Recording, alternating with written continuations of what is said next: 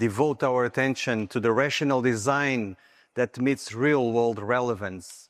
And we will be touching upon a very interesting data that we have now about pegunigalsidase. I would like also to thank Chiesi for this opportunity here to be present in this meeting and also to be a chair of this meeting.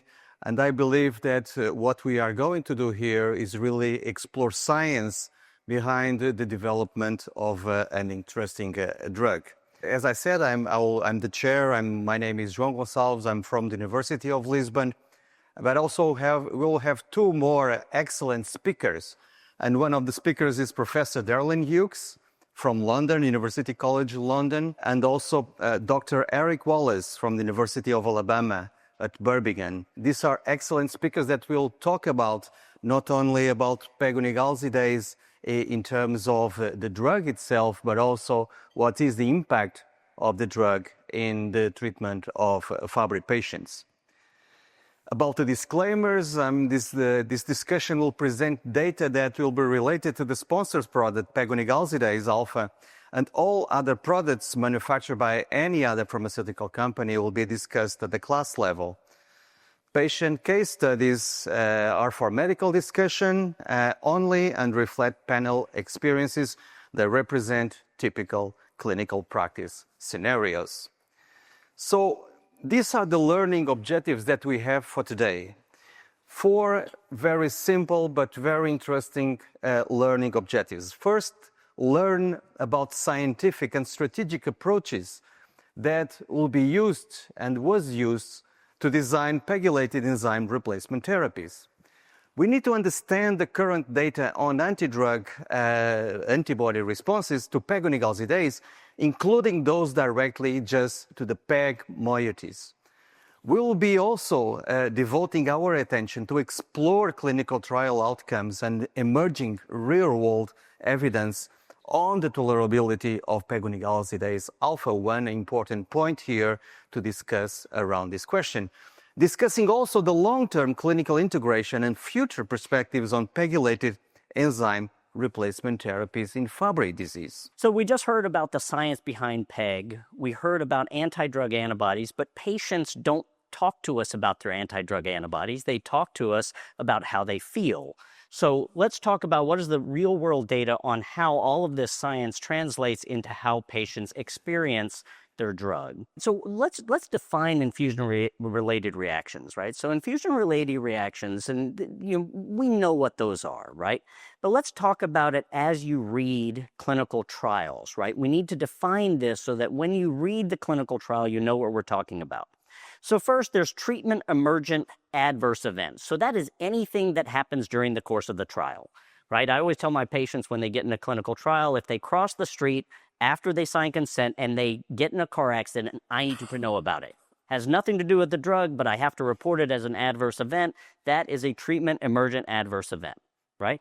Now, a subset of treatment emergent adverse events is infusion-related reactions. These are reactions that typically occur during the infusion or 2 to 3 hours after the infusion that we can say, hey, this is likely related to the infusion itself. And then a subset of infusion-related reactions are hypersensitivity reactions, whereas the most severe hypersensitivity reaction is a anaphylactic reaction, throat closing, very, very bad, and that is why your initial infusions are done in the hospital so that you can catch some of these severe anaphylactic reactions. All right, so what is the clinical evidence on infusion-related reactions to enzyme replacement therapy in Fabry disease? Well, what's the occurrence? So the occurrence is actually varied depending on the study type, depending on the drug that was used, but it has been reported in 14 to 67% of patients depending on these factors. And including in studies, people have had life-threatening reactions, including the anaphylactic type reaction. So that is what is known, that is our reality. So when do they occur? Well, it turns out that most infusion-related reactions are graded as mild to moderate, and most actually occur in the first year of therapy. All right?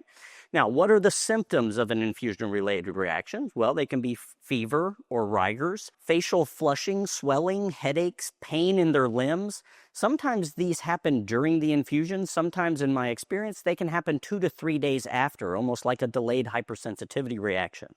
Now, there are more severe reactions, such as throat closing, shortness of breath, hypotension, and anaphylactic shock. So what do we know about the tolerability of pegunigalsidase alpha? And so the way these studies, the next couple of studies, are all related to a pooled analysis of patients who we have done clinical trials on who have been exposed to 1 milligram per kilogram of pegunigalsidase alpha. And that includes both patients who were naive and started pegunigalsidase alpha and those who actually switched from one ERT to pegunigalsidase alpha, right? This is the pooled analysis. So we took this and then we said, well, what did we find out about infusion-related reactions, their pre-medications, and then their duration of the infusion itself? So in the integrated analysis, there were 111 patients that we had that data on. And what you can see is that in ERT naive, 23.5% had an infusion-related reaction. Now, in patients who switched, 30%. Now, that N is much larger, right? But 30% had an infusion-related reaction. Now, what about those who had baseline anti-drug antibodies? Well, only 2 patients who were ERT naive had baseline anti-drug antibodies, and we're going to come back to them, whereas 26% of those who switched from a pre-existing ERT to pegunigalsidase had baseline anti-drug antibodies, as we just heard from Dr. Hughes. So overall, the infusion-related reaction rate was more in the ERT naive, which is consistent with what is known about starting people on enzyme replacement therapy, versus those who switched from one to another, whose event reaction was 0.8 per 100 infusions. Now, let's just drill down a little bit into the ERT naive patient population and say, well, how did they have pre-existing antibodies when they had not been exposed to ERT previously? Well, one patient was only ADA positive at baseline. So we measured it at baseline, and it was negative the rest of the study, right? The other one actually had transient ADAs, but after 12 months of being on pegunigalsidase, that disappeared. What were the ADAs to? Remember, we learned from Dr. Hughes 3 possible places that you can have anti-drug antibodies to. One is the backbone, the other is anti-plant glycan, and the other is anti-PEG. And in this case, one of the antibodies was to anti-pegunigalsidase backbone, and the other was to anti-plant glycan. What about the incidence of infusion-related reactions following enzyme replacement therapy? So of the 111 patients, total, this is all together, 28% experienced an infusion-related reaction. But what I'll draw your attention to is the yellow. So in these graphs, yellow is the timing of the infusion-related reaction. And what you'll find is almost all of these happened within the first year and then slowly went away, right? So there is very little yellow after the year mark, both in the ERT naive and the ERT experienced patients. How bad were these infusion-related reactions? So it turns out that most of the infusion-related reactions were graded as mild or moderate in severity. And let's talk a little bit about the severe ones, though, right? So although we know that most were mild or moderate, what happened in the severe patients? These are anaphylactic reactions. Technically, 4 were anaphylactic reactions, 1 was chills. But when we looked further into that, 4 of the 5 were IgE positive, and that can actually predict anaphylactic reactions. So that's important. We already said they could have anaphylactic reactions, and 4 of the 5 of these were IgE positive prior to getting pegunigalsidase. What about the rate of infusion-related reactions following switch to pegunigalsidase alpha in patients who experienced repeat infusion-related reactions? So we all might have a patient who is on therapy and having infusion-related reaction after infusion-related reaction. We keep on pumping up the pre-meds. And so what do we know about patients who we know have infusion-related reactions and then switch to pegunigalsidase? So what we did was we looked at 8 patients in the balance study who were on one ERT having repeat infusion-related reactions. They went to the open-label extension of pegunigalsidase, and we measured those patients' infusion-related reactions. And what you can see, the rate of infusion reactions on their previous ERT was 14.7 per 100 infusions. After they switched, it was 1 per 100 infusions. Now, it's interesting. You guys should look at the infusion-related reactions. Although they were much smaller, there were 2 that were graded as grade 3 reactions, but one was IgE positive. They had 1 infusion reaction. They continued and never had a reaction again. The other also had chills, and once again, that resolved with medication, and they continued on pegunigalsidase and also did not have recurrent infusion-related reactions. So a much lower infusion-related reaction incidence in patients who had previous infusion-related reactions and then switch to pegunigalsidase alpha. These are real-world scenarios that we have. All right. So what about pre-medications? So, if you have infusion-related reactions, one way to treat them and get them through therapy is to keep going up on infusion or on medications, including solumedrol, antihistamines, cromolyn has been used. I mean, you name it, there have been therapies that we try to get patients to tolerate enzyme replacement therapy.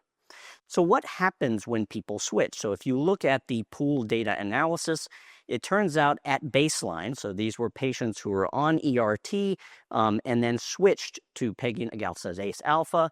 At baseline, 27.7% were on pre-medications. After 2 years of being on pegunigalsidase alpha, that percentage dropped to 10.2%, meaning that we were able to taper off these medications. So what about infusion duration? One of the most common complaints we get is this infusion is lasting too long, right? So everybody wants their infusion to be 10 minutes. So they want it slower and slower, and we have to say, why is this so long? And reason why many patients are over the time of 1.5 hours is because every time we try and make that infusion faster, they get an infusion reaction. So there is a correlation between the speed at which you infuse a protein into the body and the infusion-related reactions. Well, what you'll see here is this is ERT naive patients and ERT switch patients for a total of 35 patients. This publication was done prior to the publication of Balance. And it turns out that 33 of 35 patients, that is 94% of patients, were able to achieve an infusion rate of 1.5 hours. Patients care about that. So, what do we know about pegunigalsidase alpha tolerability among adults with Fabry disease? First, the infusion-related reactions were low overall, but they were higher in ERT-naive patients than in ERT switch patients. Infusion times, it was well tolerated. 94% of the time, we were able to get the patient down to 1.5-hour infusion times. And over time, on average, the amount of pre-medications that a patient was on in order to tolerate the therapy decreased. So how do we manage infusion-related reactions? And now we have a different paradigm, right? So one is we can increase pre-medications, right? Antihistamines, corticosteroids, antipyretics. Not every patient is going to need this, but if they have an infusion reaction, we need to use it. The other thing that you can do is increase the infusion duration. So I can tell you one of the most common things that I see is that it's always Friday. So you have a home infusion nurse on Friday that wants to go home. And so lo and behold, they just crank up the rate of the infusion, and a patient who's never had an infusion reaction all of a sudden gets it, right? So rate of infusion matters when it comes to infusion-related reactions. So you can increase the infusion time, but the patient doesn't like that. So other strategies. Well, one, you can pre-screen the patient to IgE. That may be an approach. Desensitization protocols have been tried to varying success. Now we have a potential where maybe you might want to consider a different drug. And then there's dose escalation protocols. So there's other strategies that we can use now at our disposal to actually treat infusion-related reactions. So let's just talk about a patient case study, right? Young, classic male, no residual enzyme activity. He's employed, wants to stay employed. His medical history and presentation, he has no allergies or comorbidities. He has severe pain. So what we ended up doing, we started him on therapy. Unfortunately, we were never able to get him down below 3 hours of therapy, which was a problem for his job. He continued to experience severe A, anxiety, B, pain in his hands and feet during the infusions, to the point where he hated to come to infusions. We tried everything, increased solumedrol, he was on 5 pre-meds, and still on 3 to 4 hours of infusion. He was IgG positive and neutralizing antibody positive. So these were the pre-medications that we used, and eventually he just stopped. He said, look, I'm not doing this anymore. Coming to the infusions are driving my anxiety. I would rather not be on therapy than come back to infusions. Now, this was prior to us having another alternative, right? This is a class of mutation non-amenable. He had no alternatives. So finally, when we had an alternative, I say, look, because we kept following him, I said, why don't we try something else, right? I mean, I know you're not going back to the other one. Why don't we try something else? So sure enough, we tried it. The patient was switched, and now he has been on therapy for a year. His pre-meds are coming down. He feels better overall. And whether or not we could have treated through his infusion-related reactions, the reality is having options meant the difference for this patient, right? He definitely had an anxiety component. I can't tell what was what, except for him, trying something new was worth it, and now he's been on therapy for a year. So, the summary, the current evidence across the clinical trial program suggests that pegylation may be associated with improved tolerability. Integrated clinical trial data showed reduced rate of infusion-related reactions and a reduced need for pre-medications. Risk of anaphylaxis or serious infusion reactions remain, so that is something that will remain across all ERTs, and one that we really need to pay attention to make sure our patients are safe. And we, just as important as ever, we need careful monitoring and contingency planning for if these reactions occur, either when the patient's in the hospital or in the infusion center or at home. So let's talk about long-term clinical integration and future perspectives, all right? So that's a meeting summary, right? So we heard from Dr. Gonçalves that rational pegylation of pegunigalsidase alpha resulted in increased stability, preserved enzyme activity, effective cellular uptake, and lysosomal localization, as well as preserved intracellular activity. We learned from Dr. Hughes that clinical trial data suggests that pegunigalsidase may be associated with lower immunogenicity, and potentially that's due to epitope masking by pegylation, and the clinical effects of anti-PEG ADAs appear limited. And finally, we learned about the clinical trial data about what our patients experience when they're on the drug, which is that pegylation may be associated with improved tolerability in many patients. There's still unanswered questions, though, and so these are the studies designed to answer some of those questions. So first, we have the MODERN study, which is a multi-country observational study of safety and efficacy of patients on pegunigalsidase alpha. We have the FLY study, which is the pediatric study to see safety and efficacy in PEDS patients. We have the RISE study, which is studying the pharmacokinetics and efficacy in Japanese patients. Finally, we have the maternal outcome study, which is very important, is how do we use this drug in patients who are breastfeeding or pregnant. We have the BRILLIANT study, which is the open label extension of pegunigalsidase in patients who are receiving 1 mg per kg with Fabry disease. And then we have the open label extension of the BRIGHT study. So these are all studies that are ongoing, designed to answer questions we have about the care of our patients.